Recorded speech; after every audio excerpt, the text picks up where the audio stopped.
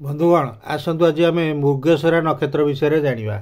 ମୃଗଶିରା ନକ୍ଷତ୍ରର ରାଶି ହେଉଛି 5/3 ଧନୁ ବୃଷ ଓ 5/3 ମିଥୁନ। ଦେଖନ୍ତୁ ଆପଣ ରାଶି ଚକ୍ରରେ ଯଦି ମଝିରେ ଥବ 5/2 ଭଳିଆ ଭଗ୍ନାଶ ଥବ, ଏଇଟା ମେଷ ଘର, ବୃଷ ଘରେ ଯଦି ଚନ୍ଦ୍ର ଥବ, ତେଣୁ ଆପଣ 5/2 ବୃଷ ରାଶି ଏବଂ ମୃଗଶିରା ନକ୍ଷତ୍ର।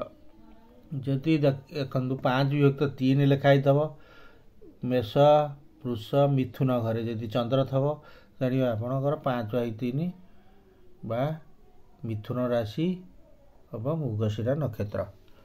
ବନ୍ଧୁଗଣ, ଯେଉଁମାନଙ୍କର ମୃଗଶିରା ନକ୍ଷତ୍ର ସେମାନଙ୍କର ଶରୀର ମଜବୁତ, ଆକର୍ଷକ ଏବଂ ଡେଙ୍ଗା ଏବଂ ମିଶା ଚେହେରା, କଲରରେ ମିଶା ଚେହେରା। ପିଲାବେଳୁ କିନ୍ତୁ ଯାହାର ରୋଗ ଥାଏ ସେମାନେ ଦୁର୍ବଳ ଦେହ, ତାଙ୍କର ଗୋଡ଼ ଗୁଡ଼ିକ ମଧ୍ୟ ଟିକେ ସରୁ ସରୁ ଥାଏ। ପ୍ରକୃତି ସେମାନେ ଚିନ୍ତାଧାରା ହେଉଛି ବିଚାରଧାରା ଦ୍ୱିବିଧାମୟ, ସବୁବେଳେ ଏପଟ ଚିନ୍ତା କରୁଥିବେ ସେପଟ ଚିନ୍ତା କରୁଥିବେ। ସେମାନେ ଠକ ହାବୁଡ଼ରେ ପଡ଼ିବା ନିଶ୍ଚିତ, ବହୁତ ଜାଗାରେ ସରଳ ବିଶ୍ୱାସ ହେଇଥିବାରୁ ପ୍ରଥମେ ଠକ ହାବୁଡ଼ରେ ପଡ଼ିବେ। ତେଣୁ ବହୁତ ଲୋକଙ୍କ ଉପରେ ସେ ବିଶ୍ୱାସ କରନ୍ତିନି। ତାଙ୍କର ଶବ୍ଦ ଉପରେ ମୁହଁମୁହେଁ ସେମାନେ କହିଦିଅନ୍ତି, ଶବ୍ଦ ଉପରେ ଧ୍ୟାନ ନଥାଏ। ସେମାନେ ଶବ୍ଦ ଉପରେ ଧ୍ୟାନ ଦେବା ଦରକାର। ସେମାନେ ଧୋକାବାଜ ଆଉ ଖରାପ ଟିପ୍ପଣୀ ଦେଉଥିବା ଲୋକଙ୍କୁ ଘୃଣା କରନ୍ତି। ସେମାନେ ବହୁତ ଚଞ୍ଚଳ, ଶୀଘ୍ର ଶୀଘ୍ର ମନ ତାଙ୍କର ପରିବର୍ତ୍ତନ ହୋଇଯାଏ। ସେମାନେ ଭୌତିକବାଦୀ, ମାନେ ସାଂସାରିକ ଜିନିଷ, ଗାଡ଼ି ଘୋଡ଼ା, ଘର ଦ୍ୱାର, ଅମୁକ ସୁନା ଗହଣା, ଏ ଭୌତିକ ଜିନିଷ ଉପରେ ନିଜର ମନତା ସ୍ଥିର ରଖିଥାନ୍ତି। ନିଜକୁ ନିଜେ ସେ ରାଜା ବୋଲି ଭାବନ୍ତି, ଆଉ କାହା କଥା ସେ ଚାଲନ୍ତି ନାହିଁ। ନିଜେ ଯାହା ଭାବନ୍ତି ସେଇଆ ଠିକ୍ ବୋଲି ଭାବନ୍ତି। ସେମାନେ ଭଲ ଶ୍ରୋତା, ଅନ୍ୟମାନଙ୍କଠୁ ଶୁଣିକିରି ମନେ ରଖିକିରି ସେକୁ ତାଙ୍କର ଜ୍ଞାନ ବର୍ଦ୍ଧନ କରନ୍ତି। ସବୁ କଥାରେ ଉତ୍ସାହୀ। ସେମାନେ ପ୍ରେମୀ। ଯେଉଁମାନେ ଅବିବାହିତ ଜୀବନରେ ତାଙ୍କର ବହୁତ ପ୍ରେମ ଆସିଥାଏ, ବିବାହ ପରେ କିନ୍ତୁ ତାହା ଫଟା ପଡ଼ିଯାଏ। ସେମାନେ ବହୁତ ଭ୍ରମଣ ପ୍ରିୟ, ଭ୍ରମଣ କରିବାକୁ ଭଲ ପାଆନ୍ତି। ଭୋଜନ ପ୍ରିୟ, ନୂଆ ନୂଆ ଜିନିଷ ଖାଇବାକୁ ଭଲ ପାଆନ୍ତି। ମୁହଁମୁହେଁ କଥା କରିଦିଅନ୍ତି। ଡିପ୍ ଡିପ୍ ପୋଷାକ ତାଙ୍କୁ ଭଲ ଲାଗେ। ପୋଷାକ ବ୍ରାଣ୍ଡେଡ଼ ଜିନିଷ ପିନ୍ଧିବାକୁ ବି ଭଲ ପାଆନ୍ତି। ମାନସିକ ଭାବରେ ବହୁତ ପରିଶାନ, ମାନେ ଚିନ୍ତାଶୀଳ ଥାଆନ୍ତି, ପରିଶାନ ଥାଆନ୍ତି। ସେମାନେ ଭାରି ଅସନ୍ତୁଷ୍ଟ, ଡରୁଆ ମଧ୍ୟ ଥାଆନ୍ତି। ସେମାନେ କ୍ରୋଧୀ ଥାଆନ୍ତି। ଜଟିଳ ଜୀବନଟା ଜଟିଳ ରହେ, ଦୁଃଖୀ ରହେ। ସେମାନେ ସ୍ୱାର୍ଥୀ ଥାଆନ୍ତି। ନିଜ ସ୍ୱାର୍ଥ ସବୁବେଳେ ଚିନ୍ତା କରନ୍ତି, ଅନ୍ୟ ସ୍ୱାର୍ଥ ମନରେ ନଥାଏ। ସେମାନେ ଗବେଷଣା ଧରି, ମାନେ ସବୁ କଥାର ମୂଳରେ ପହଞ୍ଚିବାକୁ ସେମାନେ ଚାହାନ୍ତି। ଭିତରକୁ ଅନୁସନ୍ଧାନ କରନ୍ତି ସବୁ କଥାର। ସେମାନେ ବହୁତ ଧାର୍ମିକ, ଯୋଗ ଫୋଗ କରିବାକୁ ଭଲ ପାଆନ୍ତି। ଇମୋସନ୍ ବହୁତ ତାଙ୍କର ତୀକ୍ଷ୍ଣ ଚିନ୍ତାଧାରା, ଯେଉଁ କଥାକୁ କେହି ଦେଖିପାରୁନଥିବେ ସେମିତିଆ ଚିନ୍ତା ସେମାନେ କରିପାରିବେ। ସେମାନେ ସବୁ କଥାରେ ଆକ୍ଟିଭ୍।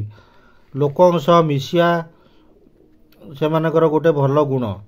ନିଜ ଭାବନା ଉପରେ ବେଶୀ ବିଶ୍ୱାସ କରନ୍ତି। ସେମାନେ ଲିଡରସିପ୍ ନିଅନ୍ତି। ଗରିବ ଲୋକଙ୍କୁ ସାହାଯ୍ୟ କରିବାକୁ ଭଲ ପାଆନ୍ତି। ସେମାନେ ଖର୍ଚ୍ଚୀ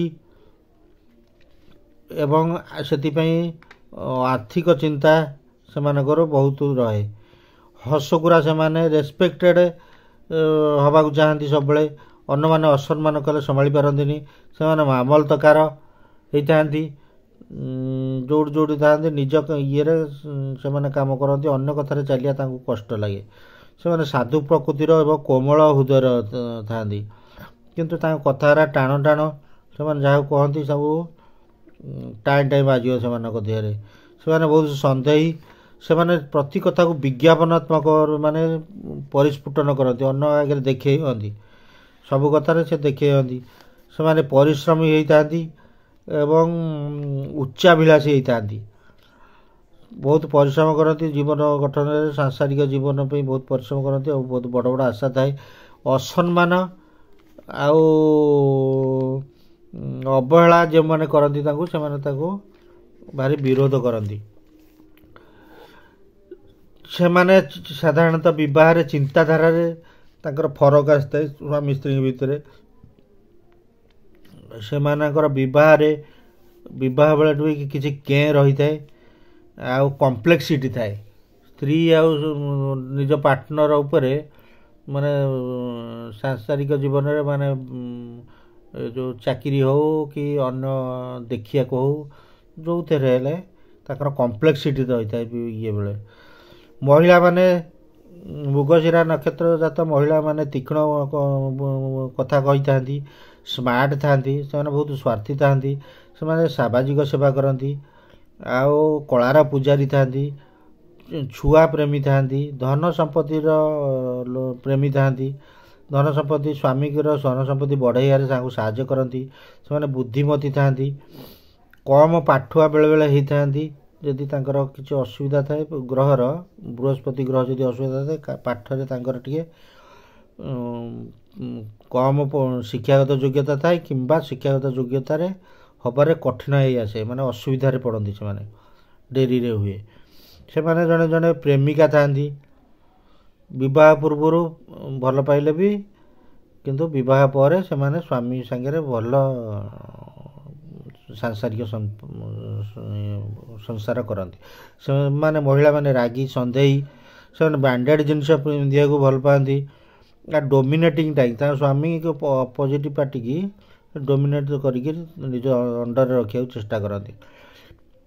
ସେମାନେ କ୍ୟାରିୟର, ବ୍ୟବସାୟ, ଆର୍ଥିକ ପରାମର୍ଶଦାତା, ଶିକ୍ଷକ, ଶିକ୍ଷିତ ଭଳି ବହୁତ ଶିକ୍ଷକ ଏଇଭଳି ପ୍ରଫେସନରେ ସେମାନେ ଭଲ ପାଆନ୍ତି। ମ୍ୟାନେଜମେଣ୍ଟ, ତାଙ୍କର 23ରୁ 32 ବର୍ଷ ବହୁତ ଫେଲ୍ୟୁଅର୍ ହେଇଥାନ୍ତି ଜୀବନରେ। ସେମାନେ 23ରୁ 32 ବର୍ଷ ତାଙ୍କର ଫେଲ୍ୟୁଅର୍ ଟାଇମ୍, 32ରୁ 50 ବର୍ଷରେ ସେମାନେ ଏଷ୍ଟାବ୍ଲିଶ୍ ହେଇଥାନ୍ତି ମଣିଷଙ୍କର, 33 ବର୍ଷରୁ ଆରମ୍ଭ ହୋଇଥାଏ।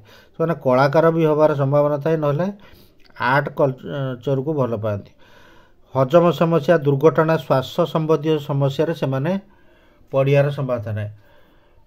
ଆଙ୍କର ମୃଗଶିରା ନକ୍ଷତ୍ର 4 ପାଦ, ପ୍ରଥମ 2 ପାଦ ହେଉଛି ବୃଷ ରାଶିର, ସେକେଣ୍ଡ 2 ପାଦରେ ଯିଏ ଜନ୍ମ ହୋଇଛନ୍ତି ସେମାନେ ହେଲେ ମିଥୁନ ରାଶିର। ପ୍ରଥମ ପାଦରେ ଯିଏ ଜନ୍ମ ହୋଇଛନ୍ତି ମୃଗଶିରା ନକ୍ଷତ୍ର, ସେମାନଙ୍କର ଗ୍ରହାଧିପତି ହେଉଛି ସୂର୍ଯ୍ୟ।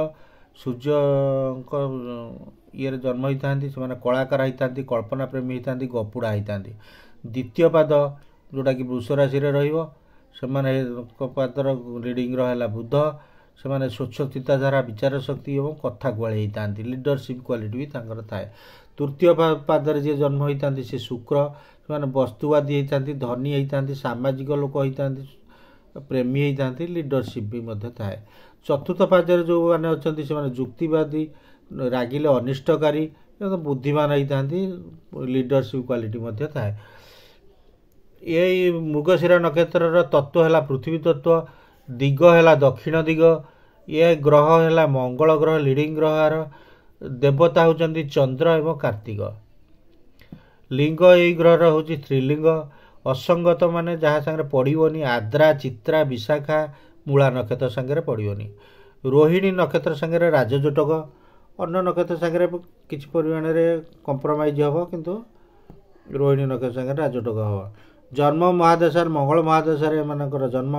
ଗଣ ହେଉଛି ଦେବତା, ଗଣ ନାମ ହେଉଛି ତାଙ୍କର ଜାତକ ନାମ କା, କି, ଭୋ, ଭେରେ ଆରମ୍ଭ ହୋଇଥାଏ।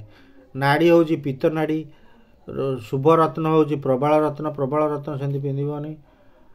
ବୁଧ ପ୍ରବାଳ ରତ୍ନକୁ ଆଗ ମୁଣ୍ଡ ତଳେ ଦେବ 15 ଦିନ ଖଣ୍ଡେ, ତାକୁ ଦେଖିବ ଯଦି ଭଲ ହେଉଛି ତାହେଲେ ଧାରଣ କରିବ ମହାଦେବ ମନ୍ଦିରରେ ମଙ୍ଗଳବାର ପୂଜିକିରି। ଆର ଶୁଭ ରଙ୍ଗ ହେଉଛି ସିଲଭର ଗ୍ରେ। ଶୁଭ ରଙ୍ଗଟା ସିଲଭର ଗ୍ରେ, କିନ୍ତୁ ରେଡ଼୍, ହ୍ୱାଇଟ୍, ଗ୍ରୀନ୍, ବ୍ରାଇଟ୍ କଲର୍ଟା ବେଳେବେଳେ ଆମକୁ ଭଲ ଲାଗେ, ଭଲ ମାନେ ବି। ଶୁଭ ନମ୍ବର ହେଉଛି 5 ଏବଂ 9। ଯଦି କିଛି ଦୁଃଖରେ ପଡ଼ିଛନ୍ତି କି ଅସୁବିଧାରେ ପଡ଼ିଛନ୍ତି, ମା ପାର୍ବତୀଙ୍କ ମନ୍ତ୍ର ଜପ କରିବାକୁ ଅନୁରୋଧ। ଧନ୍ୟବାଦ।